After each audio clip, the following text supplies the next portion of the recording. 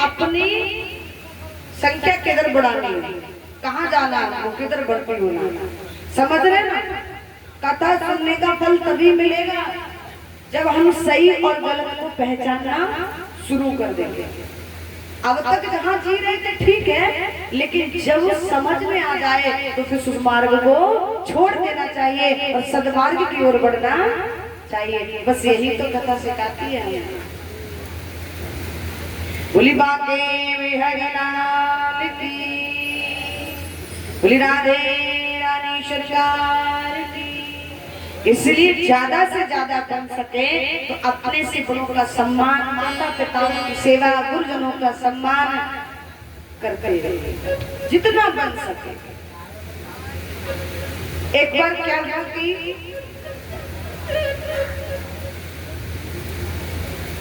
बोली बागे बिहारी लाल की। एक मैया थी, उसका एक बेटा, पति का देहांत हो गया तो बेचारी मैया बड़ी बूढ़ी सी थी। उसने उस बच्चे को पढ़ाया लिखाया खूब अच्छे से, और इतनी मेहनत करके पढ़ाया लिखाया, जब अच्छे से पढ़ लिख गया तो उसको एक बढ़िया सी नौकरी मिल गई। जब नौकरी मिल गई, भाभी हो गया, नौकरी पे रहता था। कई बार उसने सुना था सबके औरों के मुख से कि संतान चाहे कितनी भी धनवान हो जाए, कितनी भी बड़ी क्यों ना हो जाए, लेकिन अपने माँ बाप का कर्जा कोई चुका नहीं सकता। क्योंकि जहाँ जहाँ जाते तो ज्यादातर यही चर्चाएं होती, सत्संग में, कथाओं में, हर जगह। तो उसको लगा कि जहाँ भी मैं जाता हूँ बस एक ही बात सुनने को मिलती कि कोई माँ बाप का कर्जा, कोई भी संतान ऐसी नहीं है जो अपने माँ बाप का कर्जा चुका सकता। उसको लगा इस बार मैं जाऊंगा और मैं जाकर अपनी मैया से कहूंगा, ये बता तेरा आज तक का कितना कर्जा बना। क्योंकि अब तो कमाने लगा है ना, पैसा आ गया, कमाने लगा, अब तो बनता है कि कर्जा चुकाऊं। तो 12 आया, कई महीनों बाद आया, और आने के बाद में संध्या का समय था। मैया से बोला, मैया एक बात बता, मैंने ज्यादातर लोगों के मुख से सुना है कि कोई भी संतान अपने माँ बाप का कर्जा नहीं चुका सकता, तो तुम मुझे ये बताओ कि अब तक का तुम्हारा कितना बना, लेन देन पूरा कर दे। मैया को हंसी आई, मूर्ख ना जाने कहाँ से क्या सुनकर आया है। मैया मुस्कुराकर बोली, अच्छा तो इसका मतलब ये है कि तू मेरा कर्जा चुकाने के लिए आया। मैया बोली, ठीक है लाला, तू इतना बड़ो है गए कि मेरे कर्जा चुकाने आ गए हो, ठीक है तो तू चुका देना। तो एक काम कर, आज रात्रि को तू मेरे पास हो, यही मेरे चारपाई पर। बड़ा मन बिगाड़ा, भला टूटी सी चारपाई गंदी रहती है, कितने दिनों से नहाई नहीं है, इसके पास आऊंगा। फिर उसको लगा हो सकता है कि 5 सोने मात्र से ही कर्जा चुक जाए। सो गया रात्रि को। जैसे रात्रि को सोया, मैया ने ठीक रात्रि के 12 बजे आवाज लगाई, लाला ओ लाला। बोले हाँ।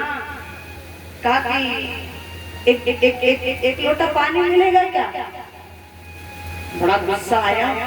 फिर लगा हो सकता है कि पानी देने से ही कर्जा चुक जाए। फिर गया और जाकर एक लोटा जल लेकर आया और दे दिया। मैया ने दे दिया। बोला सुबह हुआ, बोला अब तो कर्जा चुक गया। मैया बोले एक रात्रि और सो जा, आ जा। फिर बड़ा गुस्सा आया, फिर सोचा चलो आज सोने मात्र से ही कर्जा चुक जाए, फिर सो गया। फिर रात्रि हुई, रात्रि के ठीक 12 बजे के मध्य रात्रि के समय मैया ने फिर कहा, लाला बड़ी जोर की प्यास लगी कि एक लोटा पानी मिलेगा।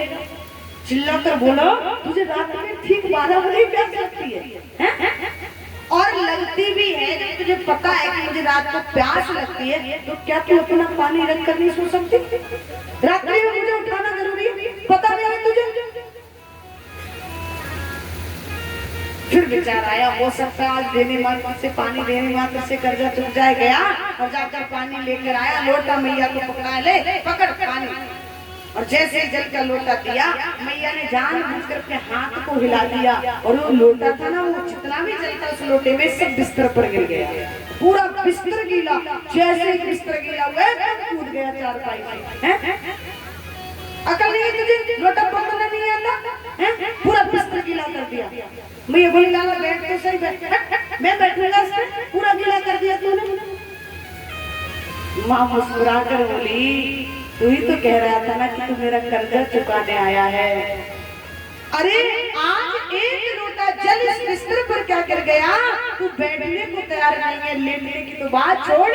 विचार कर, जब तू इतना सा था ना, लघु शंका कर देता था तो मैं तुझे सूखे में सुलाती थी और जिधर गीला होता था उधर मैं सो जाया करती। कि खुद सोती मां गीले में, सूखे में तुझे सुलाया, खाती थी बाद में पहले, हाथों से तुझे खिलाया। खुद सोती मां गीले में, सूखे में तुझे सुलाया, खाती थी बाद में पहले, हाथों से तुझे